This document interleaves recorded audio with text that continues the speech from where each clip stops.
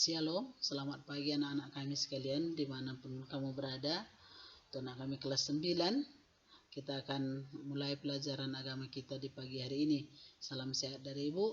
Sebelum kita mulai, mari kita bersatu dalam doa. Kita berdoa. Bapa kami di sorga, terima kasih Tuhan, kami bisa belajar kembali pada pagi ini.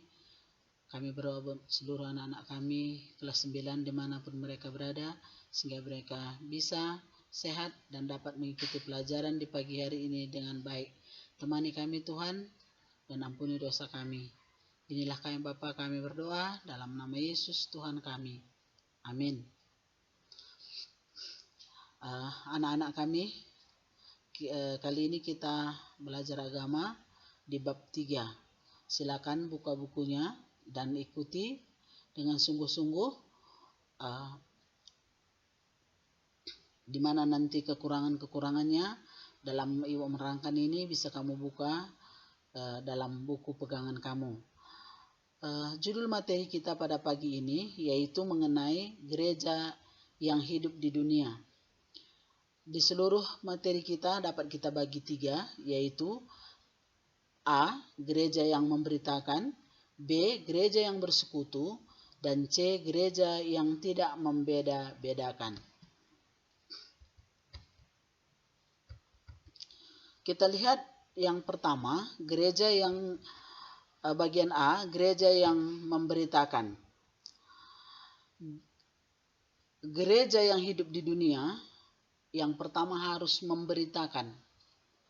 Pemberitaan dalam bahasa Yunani disebut kerugma, sama dengan khotbah atau pengumuman hal-hal yang penting oleh orang-orang terkhusus. Kalau dulu diumumkan itu oleh petugas kerajaan. Pada materi kita ini, pemberitaan yang mau kita lihat yaitu yang dilakukan oleh gereja perdana dalam Kisah Para Rasul 2 ayat 14-40 oleh Petrus, yaitu mengenai Yesus Kristus, tentang makna kehidupan Yesus, kematiannya dan kebangkitannya. Inilah yang diberitakan oleh Rasul Petrus sewaktu gereja perdana atau gereja mula-mula. Kita akan lihat dalam memberitakan ini tentang kematian Yesus, kebangkitannya, dapat kita lihat dalam buku kamu, ya, yang tertulis dalam Kisah Para Rasul 2 ayat 14-40 tadi. Dan kita lanjut, yaitu ke materi yang kedua, yaitu gereja yang bersekutu. Gereja di dunia harus mengadakan persekutuan. Persekutuan yang dilakukan oleh gereja yaitu di dalam ibadah.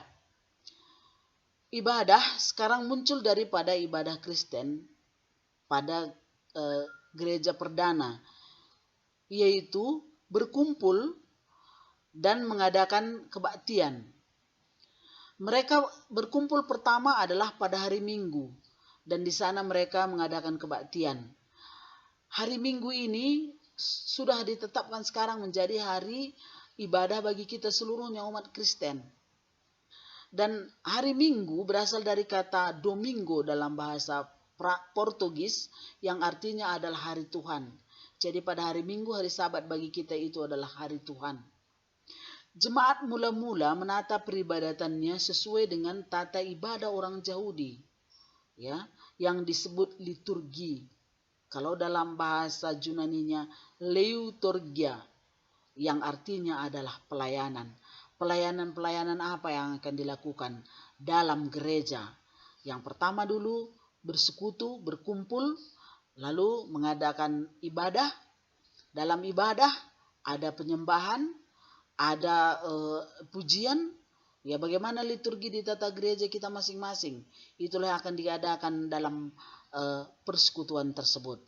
Jadi ada pelayanan di sana. Selanjutnya kalau kita lihat dalam materi kita, pelayanan itu ada dalam perjamuan kasih seperti gereja mula-mula, yaitu mengadakan pelayanan kasih seperti membagi-bagikan harta atau membagi-bagikan makanan sesuai dengan kebutuhan masing-masing. Selanjutnya anak-anak kami yang ketiga, yaitu gereja yang tidak membeda-bedakan. Gereja yang tidak membeda-bedakan artinya gereja tidak membeda-bedakan latar belakang, suku, ras, bangsa, golongan, kelas, laki-laki, perempuan, kaya, miskin, Yahudi atau Yunani, hamba atau orang merdeka. Tidak ada dibeda-bedakan, tetapi dipersatukan semuanya di dalam kasih Kristus.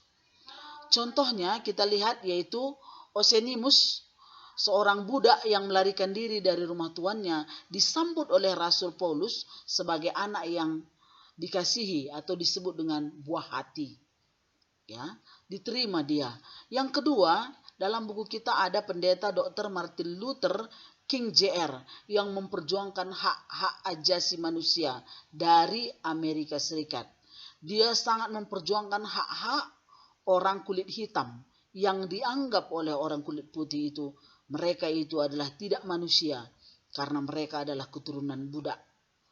Ya, kulit hitam ini tidak bisa menikah dengan kulit putih karena keturunannya dianggap cacat, yang disebut dengan istilah setetes atau dengan istilah aturan setetes darah. Jadi sangat jauh sekali perbedaannya. Tapi setelah datang Kristus, perbedaan itu akan melebur semuanya. Manusia sama di hadapan Tuhan. Memang perjuangan J.R. King ini tidak cepat, ya, mulai dari tahun 1950 sampai 60, tapi hasilnya baru kita lihat bahwa Barack Obama, Presiden Amerika Serikat yang ke-44, diterima oleh orang kulit putih. Ya, itulah materi kita pada hari ini. Baiklah, setelah selesai pembelajaran kita, buka buku latihan kamu, catatkan ini soal kamu. Hal apakah yang kamu pahami tentang pemberitaan yang tertulis dalam Kisah Para Rasul 2 ayat 14-40? Yang kedua, dalam persekutuan biasanya hal-hal apa aja yang dilakukan? Uraikan. Yang ketiga, tuliskanlah perjuangan apa yang dilakukan oleh pendeta Dr. Martin Luther King Jr. Ya, itu nanti di WA-kan. Jadi sekarang mari kita bersatu dalam doa sebagai penutup perjumpaan kita. Kita berdoa. Bapa kami di sorga, terima kasih Tuhan, berkat-Mu menyertai kami dalam pembelajaran kami. Dan kiranya Engkau berkati kami, agar dari kami nama-Mu dapat dipermuliakan. Inilah kami Tuhan, kami berdoa dan mengucap syukur, dalam nama Yesus Kristus Tuhan dan Juru Selamat kami yang hidup. Amin.